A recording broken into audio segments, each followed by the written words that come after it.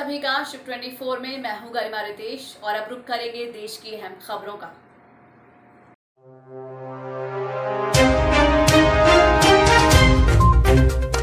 केंद्र ने राज्यों से 13 अगस्त तक मांगे मौतों के आंकड़े। भूपेश बघेल पर सिंधिया ने कसा तज, कहा बिकाऊ। कोरोना के रोजाना वाले नए मामलों में कमी की दर हुई कम। कौन बनेगा कर्नाटक का मुख्यमंत्री? प्रधानमंत्री नरेंद्र मोदी से ममता की मुलाकात।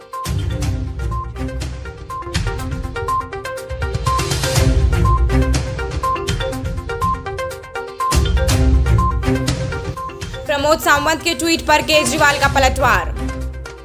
संसद तक ट्रैक्टर मार्च, राहुल गांधी को पड़ सकती है भारी। धौलावीर को यूनेस्को ने दिया वर्ल्ड हेरिटेज साइट का दर्जा। भारत को 2021 के अंत तक 35 राफेल और देगा फ्रांस। यूपी में योगी, पंजाब में अमरिंदर झेल रहे हैं अपनों का गुस्सा।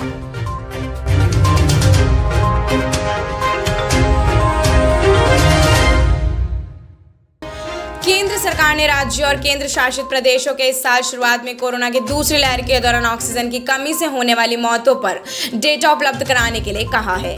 सूत्रों ने कहा है कि 13 अगस्त को मॉनसून सत्र समाप्त होने से पहले सूचनाओं को एकत्र कर संसद में पेश किया जाएगा।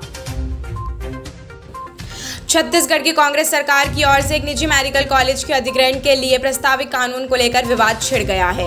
मुख्यमंत्री भूपेश बघेल की बेटी की शादी जिस परिवार में हुई है, इसके द्वारा इस कॉलेज का संचालन होता है और बीते कुछ सालों से आर्थिक संकट से घिर गया है। ऐसे में सरकार की ओर से प्रस्तावित कानून के हितों के टकराव और रिश्तेदारों को फायदा पहुंचाने वाला बताया जा रहा है। विपक्ष ने इस पर तीखा हमला बोला है और यहां तक कि केंद्रीय मंत्री ज्योतिरादित्य सिंधिया ने भी ट्वीट कर बघेल पर तंज कसा है। केंद्रीय स्वास्थ्य मंत्रालय ने मंगलवार को कहा है कि पिछले कुछ सप्ताहों में कोविड-19 के औसत दैनिक मामलों में कमी आने की दर धीमी हुई है, जो चिंता का कारण है। इसने यहां भी कहा है कि 12 राज्य और केंद्र शासित प्रदेशों में 54 जिले ऐसे भी हैं जहां 26 जुलाई को समाप्त हुए सप्ताह के दौरान कोरोना वायरस संक्रमण पर 10% से अधिक रही। बीएस येदियुरप्पा के इस्तीफे के बाद आज भारतीय जनता पार्टी कर्नाटक के मुख्यमंत्री के लिए नया चेहरा तलाश रही है।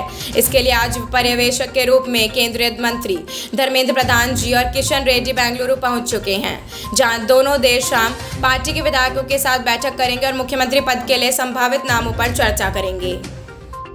केंद्र सरकार से चल रहे टकराव के बीच पश्चिम बंगाल की मुख्यमंत्री ममता बनर्जी ने आज प्रधानमंत्री नरेंद्र मोदी से दिल्ली में मुलाकात की है। बताया जा रहा है कि दोनों के बीच करीब आधे घंटे तक यह बैठक चली है।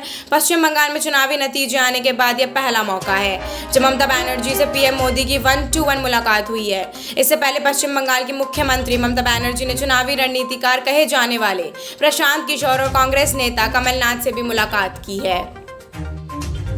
दिल्ली के मुख्यमंत्री अरविंद केजरीवाल ने मंगलवार को गोवा के मुख्यमंत्री पर निशाना साधते हुए कहा है कि भाऊ साहेब बडोदकर, जैक डी सोएसरा और मनोहर पारिकर जैसे गोवा के कहावर राजनेताओं की तुलना मौजूद नेताओं से करना अपमान की बात है, जिन्हें थोक में खरीदा बेचा जा रहा है।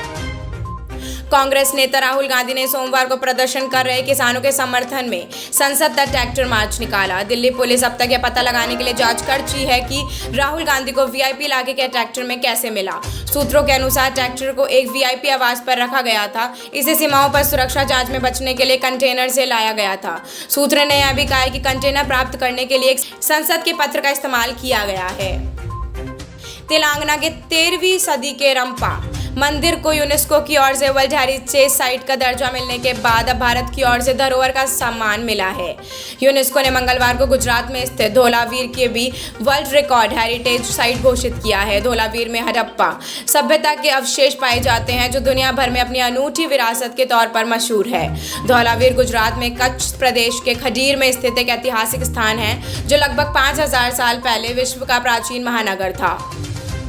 फ्रांस भारत को इस साल तक अंत तक कुल 35 राफेल लड़ाकू विमानों को भारत को सौंप देगा। आखिरी लड़ाकू विमान जनवरी 2022 में उत्तर बंगाल में हाशीमारा हवाई अड्डे पर लैंड करेगा। बता दें कि फ्रांस में भारत को पहले अभी तक 26 लड़ाकू विमान मिल चुके हैं। इनमें से 24 विमान भारत आ गए हैं, जबकि 2 विमान फ्रांस में हैं, जिससे कि भारतीय पायलट और तकनीशियन की टीम ट्रेनिंग लेती है। यूपी के सीएम योगी आदित्यनाथ और पंजाब के मुख्यमंत्री कैप्टन अमरिंदर सिंह बीते कुछ सप्ताह में जो समस्या झेल रहे हैं वह परंपरागत नहीं है। आमतौर पर असंतोष तक देखने को मिलता है जब कोई सरकार किसी तरह के संकट में हो। ऐसी स्थिति में सांसद और विधायक इसलिए अपनी आवाज उठाते हैं ताकि पार्टी को चुनाव में हार का सामना न करना पड़े। लेकिन कैप्टन अमरिंदर सिंह और योगी आदित्यनाथ की बातें करें तो वह विद्रोह हार को नजदीक देखकर नहीं है, दरअसल यह जीत की संभावना के चलते है। न्यूज में फिलहाल बस इतना ही। देश और दुनिया की तमाम अहम खबरों के लिए जुड़े रहिए शिव 24 के साथ।